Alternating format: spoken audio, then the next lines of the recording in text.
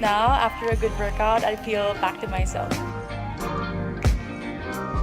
I hope everybody is doing well despite the amount of girls you've interviewed.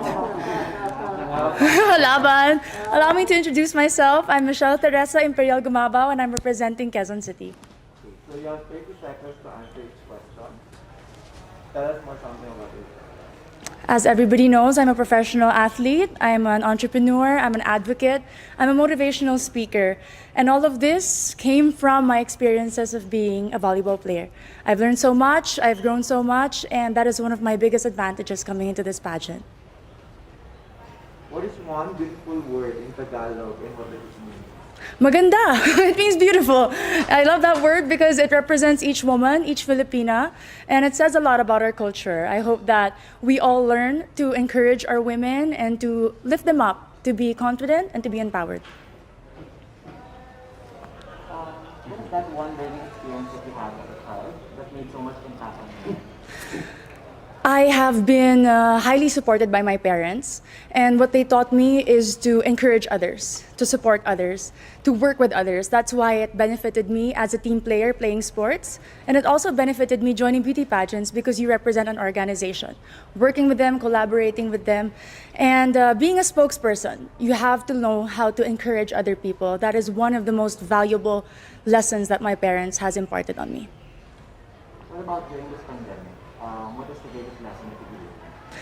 One of the greatest lessons during this pandemic, among a lot, is to be generous. I learned how to be generous not only with my words, by checking up on people, but also with my time. I have spent my time putting up an organization called Your 200 Pesos. We were able to serve thousands of families, not only in Metro Manila, but in the nearby provinces. I learned that if more people are generous, then less people will become hungry, less people will struggle, and we will have a more united Philippines. Quezon City, if you win, what do you plan to do for your community? I have been working a lot for sports. I have been part of different organizations of the government. But if I do win Miss Universe Philippines, I do know that the role is to represent the organization. I'm willing to learn more about the advocacy of Miss Universe Philippines, to work with them, to empower women, and to believe and stand by all the values that they also believe in. What color do you think represents the phenomenal woman? Green represents a phenomenal woman. Aside from it being the color of life, in my experience, it is the color of champions. I graduated from De La Salle University with 3 championships in my back, and I know that this is a color that inspires and empowers and shows off a strong and confident, phenomenal woman. I'm biased. Allow me to be. Okay, so you've been hearing the word working from home nowadays. Yes, Pop. So what do you think are the skills needed nowadays in what you call the workplace of the future? I work from home as an athlete. We cannot have physical trainings. And one of the most important values that I've learned is to be disciplined. Nobody is watching you. Nobody is telling you what to do. You have to know what it takes to become better, and that is my goal every single day. And it takes so much discipline to wake up in the morning, to set a schedule despite not having physical work and not being able to report to a physical office. It's very important for children, for workers, and for office mates in general. If there is one spot in Quezon City, whether natural or man-made, that you'd like to promote in the world, what would it be? Super dami dire.